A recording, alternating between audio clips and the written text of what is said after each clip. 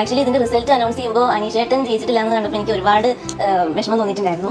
First episode കണ്ടപ്പോൾ മുതൽ എന്റെ മനസ്സിലുണ്ടായിരുന്ന ഒരു പ്രഡിക്ഷൻ അനീഷേട്ടൻ ജയിക്കുന്നതാണ്. എനിക്ക് തോന്നിയിട്ടുള്ളത് ജെന്യുവൻ ആയിട്ടുള്ള പ്രേക്ഷകരുടെ മനസ്സിൽ അനീഷേട്ടൻ തന്നെയാണ് വിന്നർ. അത് ഏതൊരു ട്രോഫിയും പൈസയും കിട്ടുന്നതിനേക്കാളും ഒരുപാട് മുകളിലാണ്. ഇതിനകത്ത് വ്യക്തിഹത്യ ചെയ്യാത്തതായിട്ടും മാറി നിന്ന് കുറ്റം പറയാത്തതായിട്ടും കണ്ടസ്റ്റൻസിന് മോശം വാക്കുകൾ വിളിക്കും ആരും വീട്ടാരും പറയുകയും ചെയ്യാത്തതായിട്ടും എനിക്ക് തോന്നിയിട്ടുള്ള ഒരാൾ അനീഷേട്ടൻ മാത്രമാണ്. ഞാനിട്ടും ഈ ഒരാളെ സ്ത്രീവിരുദ്ധം എന്നുള്ളൊരു ടൈറ്റിലാണ് കയറ്റിവിട്ടത്. പക്ഷെ ഒരു രീതിയിലും സ്ത്രീകൾക്ക് ബുദ്ധിമുട്ടുണ്ടാക്കുന്ന ഒരു ബിഹേവിയർ ഉണ്ടായതായിട്ട് എനിക്ക് തോന്നുന്നില്ല. ഒരു ഡിസേർവിംഗ് ആയിട്ടുള്ള ഒരു വിന്നർ, അറ്റ്ലീസ്റ്റ് ടോപ്പ് 2 ഡിസേർവിംഗ് ആയിട്ടുള്ള ഒരു വിന്നർ ഉണ്ടായിട്ടും സിമ്പതിയുടെ പേരിൽ വേറൊരാൾ ജയിക്കാന്ന് പറഞ്ഞാൽ എനിക്ക് ഒട്ടും ആക്സെപ്റ്റ് ചെയ്യാൻ പറ്റുന്നില്ല. അപ്പം ഞാൻ ആലോചിക്കുന്നത് ഒരു സിമ്പതിയുടെ പുറത്താണോ ഒരാൾക്ക് വോട്ട് കിട്ടേണ്ടത്, അതല്ല ആളൊരു ജെന്യുവൻ പ്ലെയർ ആണെന്നുള്ളതിന്റെ പേരിലാണോ എന്ന് ഞാൻ ആലോചിച്ചു പോയി. ഇപ്പോൾ എനിക്കും പിന്നെ ബിഗ് ബോസ് കാണുന്ന ചില ആൾക്കാരുടെ വീട്ടിലുണ്ട്, അവർക്കും കോമൺലി ഏറ്റവും ഇഷ്ടമില്ലാത്ത ഒരു കണ്ടസ്റ്റന്റ് എന്ന് പറഞ്ഞാൽ അനുമോളാണ്. അനുമോളുടെ കേസ് നോക്കുകയാണെങ്കിൽ ഒരു മിനിമം ക്വാളിറ്റി പോലും എനിക്ക് ഫീൽ ചെയ്തിട്ടില്ല.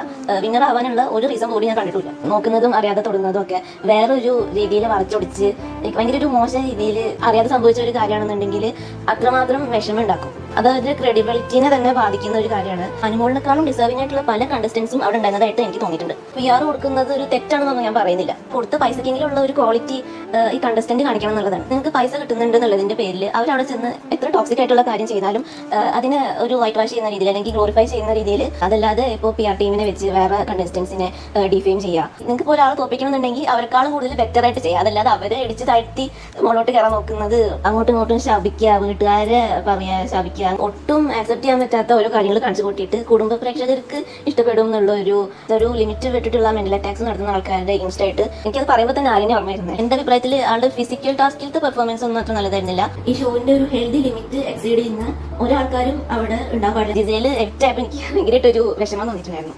ഇതിൽ ഐസൊലേഷൻ സൈക്കോളജി എന്ന് പറയുന്ന ഒരു മെത്തേഡാണ് വർക്ക് ആവുന്നത്. ഒരു വിന്നറിന് വേണ്ടിയതായിട്ടുള്ള കുറച്ച് ക്വാളിറ്റീസ് ഉണ്ട്. ഇതിന്റെ മൈൻഡ് ഗെയിമിൽ ഫോക്കസ് ചെയ്യുമ്പോൾ ആരെയും മെന്റലി അറ്റാക്ക് ചെയ്യാതെ കളിക്കണം.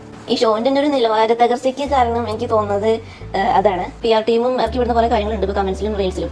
അപ്പോൾ അതിലേക്കൊന്നും പോവാതെ സ്വന്തം അഭിപ്രായം നോക്കിയിട്ട് മാത്രം വോട്ട് ചെയ്യാം. അത് ഫിനാലെ എപ്പിസോഡിൽ അക്ബർക്ക് പറഞ്ഞ കാര്യം കണ്ടാൽ തന്നെ മനസ്സിലാവും.